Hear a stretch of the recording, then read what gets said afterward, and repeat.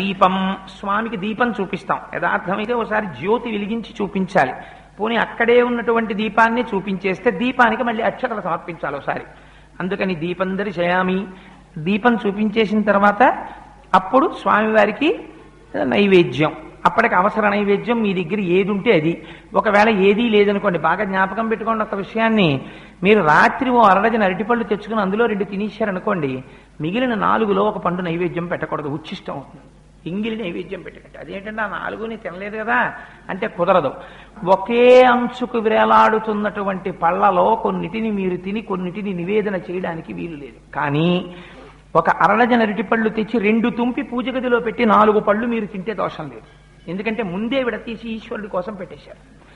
అందుకే శాస్త్రం అంది, మరి ఇలా ఒక్కొక్క రోజున ఇంట్లో అసలు ఉచ్చిష్టం కాని పదార్థం లేకపోతే మరి నివేదన ఎలాగా అంటే శాస్త్రంలో రహస్యం ఏంటంటే